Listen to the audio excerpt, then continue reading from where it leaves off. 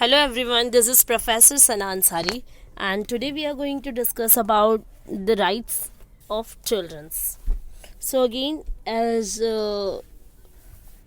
per the constitutional legal rights, we are going to again discuss about the children's rights. Okay, in our previous videos we have already discussed about the uh, constitutional legal rights of SCs and STs, we can say other vulnerable groups. Okay हम लोगों ने already हमारे previous lecture में ये सारे जो other groups हैं इनका डिस्कशन कर दिया था and today we are going to discuss about the children's rights. So let's start with the children's rights. जैसे कि हमारी इंडियन कॉन्स्टिट्यूशन ने एस सीज and other vulnerable groups like women's के लिए बहुत सारे आर्टिकल्स या फिर हमारे कॉन्स्टिट्यूशन में बहुत सारे आर्टिकल्स और उनके सेफगार्ड्स बना रखे हैं. तो एज इट इज़ हमारी कॉन्स्टिट्यूशन ने स्पेशली चिल्ड्रंस के लिए भी काफ़ी सारे सेफगार्ड्स और वी कैन से आर्टिकल्स बना रखे हैं. ठीक है, the article which is related to the children's liberty, children's livelihood, children's development, or we can say no discrimination in the school and no discrimination in education systems and all. Okay, so let's start with our constitutional rights of children. So here we have some intro part, we can say it is a introduction part. Constitutional rights of children. The Constitution of India recognized the rights of children and included several articles which is dealing with the liberty, livelihood and development of childhood. जैसे कि मैंने अभी आपको बताया कि हमारी constitution ने बहुत सारे जो आर्टिकल्स बनाए हैं स्पेशली फॉर चिल्ड्रंस.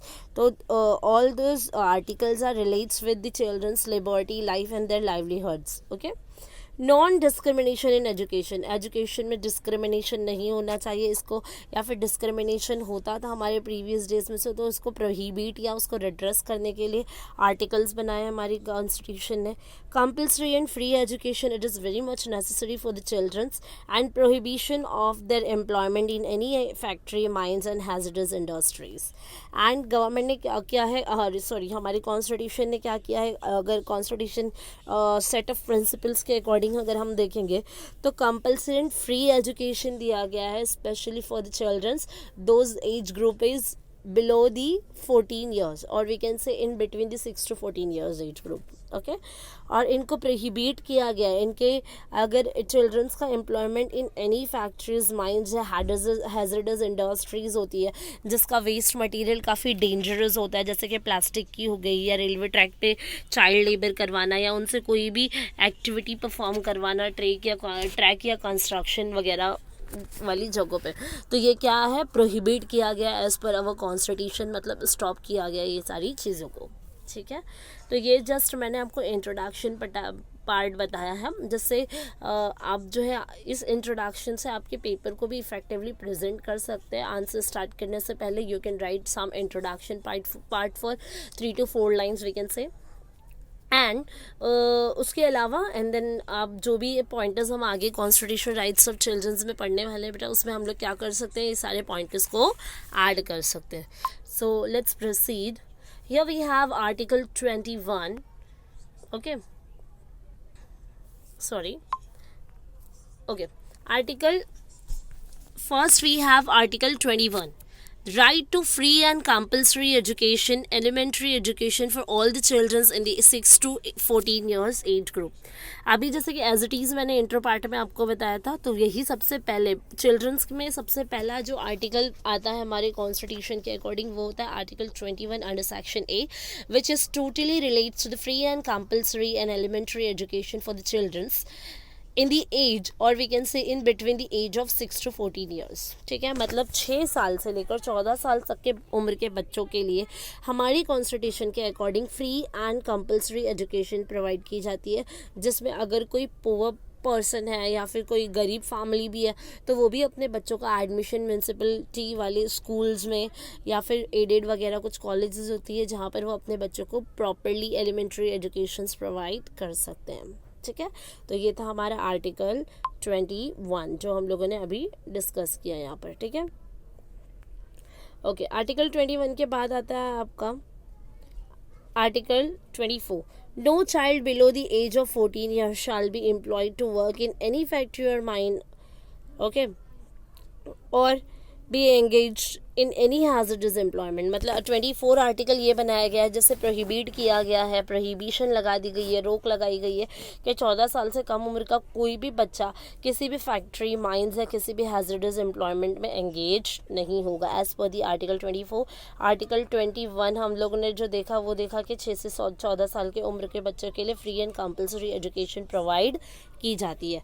आर्टिकल 24 हमने क्या देखा, आर्टिकल 24 में हमने देखा कि 14 साल से कम उम्र के बच्चे को किसी भी फैक्ट्री, माइंस या हैजर्डस एम्प्लॉयमेंट का शिकार नहीं होना है। जैसे कि आप देखोगे मूवीज़ वगैरह में आपने देखा होगा कि छोटे बच्चे जो होते हैं, इवन उनकी एज 14 साल से काफ़ी कम होती है, कोई 7 साल का, कोई 8 साल का होता है, बट स्टिल वो कहीं ना कहीं किसी न किसी एक्टिविटी में एंगेज रहते हैं फॉर टू गेट समथिंग, और या फिर अपनी इकोनॉमिक कंडीशन को प्रॉपर करने के लिए वो कहीं ना कहीं वर्क करते हैं। तो बट अगर ऐसा कोई सिनारियो में होता है या फिर उनका बच्चों का जो भी गार्जियन या पेरेंट्स है, अगर वो पकड़ा गया, उनको फोर्स लेबर करवाया जा रहा है या उनसे ज़बरदस्ती काम करवाया जा रहा है, या फिर उनके जो एलिमेंट्री राइट्स है रिलेटेड टू देयर एजुकेशन अगर वो फुलफिल नहीं होते, ऐसे सिनारियो में पार्लियामेंट क्या करती है, हमारी गवर्नमेंट क्या कर सकती है, 2 साल के लिए पेरेंट या गार्जियन जो भी हेड है या फिर जो फोर्सफुली बच्चों से चाइल्ड लेबर या बॉन्डेड लेबर करवा रहा है या ज़बरदस्ती काम करने पे मजबूर कर रहा है, तो उसके लिए 2 साल के लिए क्या हो सकता है, जेल हो सकती है, ठीक है, या फिर ₹1 लाख से ज़्यादा उनको जुर्माना भी पे करना पड़ सकता है, तो ये इम्प्राइजनमेंट हो सकती है इनके लिए। Then we have Article 39, right to be protected from being abused and forced labor। जैसे कि मैंने अभी बताया कि ये राइट दिया जा रहा है बच्चों को कि अब्यूज ना किया जाए, उनका गलत इस्तेमाल ना किया जाए और ना ही उन्हें फोर्स लेबर करवाया जाए, ज़बरदस्ती काम करवाया जाए, जैसे कि अभी हम लोगों ने देखा था, ठीक है। अब उसके बाद है यहाँ पे आर्टिकल 14। अगर आप देखोगे तो इससे पहले भी काफ़ी बार आपने सुना होगा article 14। What is article 14? Article 14 relates to the right to equality before law. मतलब लॉ में आपको ये एक कानून बना दिया गया है कि इक्वालिटी, एक जैसा लोगों को एक जैसा मानना, लोगों में भेदभाव या डिस्क्रिमिनेशन नहीं होना चाहिए, लोगों को एक जैसा मानना ही ये हमारे लॉ से पहले होता है। आप कानून फॉलो कर रहे हो, ठीक है, बट स्टिल आपको कानून अगर प्रॉपर्ली हमारे लॉज को फॉलो करना है तो इट मीन्स आपको सबसे पहले क्या, इक्वालिटी के प्रोसेस को जानना होगा, आपको इक्वालिटी को पहले समझना होगा, हमें डिस्क्रिमिनेशन नहीं करना है। सेकेंड पॉइंट आता है आर्टिकल 15। आर्टिकल 15 क्या बताता है? No discrimination on the basis of caste, creed and religion. मतलब अगर कोई भी चिल्ड्रन है वो किसी भी कास्ट से रिलेट करे, कोई भी रिलीजियस का हो या कहीं भी इसका प्लेस ऑफ बर्थ हो, बट हमें उसमें डिस्क्रिमिनेशन नहीं करना है, नो डिस्क्रिमिनेशन, ठीक है। Article 21 right to personal liberty, यानी हमारी पर्सनल लाइफ है तो पर्सनल लिबर्टी है, आज़ाद रहना, प्रेशराइज्ड लाइफ नहीं करनी है, किसी को भी प्रेशराइज्ड लाइफ नहीं बितानी है। अगर कोई चिल्ड्रन है वो अगर जैसे कि समझ में आ रहा है उसको हर चीज़ें, अगर वो अपनी ओन चीज़ों का डिसीजन ले सकता है, समझ सकता है, तो वैसे सिनारियो में उनको पर्सनल लिबर्टी है। एज अ स्टूडेंट या एज अ चाइल्ड या जुवेनाइल जो होते हैं, जुवेनाइल मीन्स व्हाट, जो चाइल्ड या फिर वो पर्सन जिसकी एज 18 साल से कम हो, जिसे हम चाइल्ड या जुवेनाइल कह सकते हैं, तो इनको क्या है, उनके लाइफ की लिबर्टी होती है एज पर दी आर्टिकल 21, ठीक है। Article 23 right to being protected from being abused and forced in bonded labour. जैसे मैंने इससे पहले बताया था, सेम यहाँ पर आपका वही पॉइंट है कि अगर कोई भी बच्चा है या कोई भी चाइल्ड है तो उसको ज़्यादा फोर्स नहीं किया जा सकता है किसी भी एक्टिविटी में एंगेज होने के लिए या एम्प्लॉयमेंट एक्टिविटी में एंगेज होने के लिए। या जैसे इससे पहले मैंने फोर्स्ड लेबर बताया था, अब हमने बॉन्डेड लेबर देखा।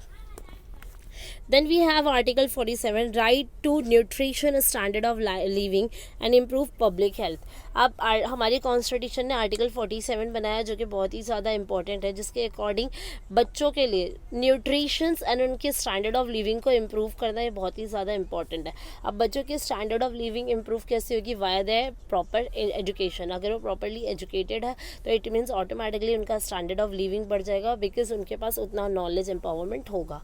And nutrition it is very much important.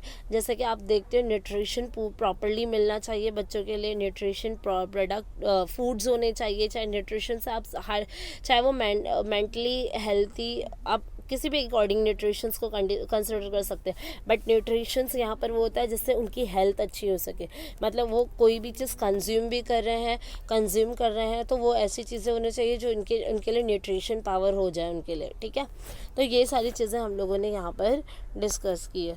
तो यहाँ पे ये आपका अगर आप देखोगे तो आपका जो कॉन्स्टिट्यूशनल राइट्स ऑफ चिल्ड्रंस है ये बहुत ही कम थे। इसके नेक्स्ट लेक्चर में हम डिस्कस करेंगे लीगल राइट्स ऑफ चिल्ड्रंस, ठीक है।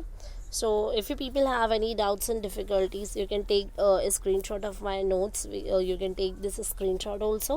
And if you people have any doubts and difficulties, please comment me. Okay, I'll here to solve your queries, and subscribe my channel for more videos. Thank you. Bye bye.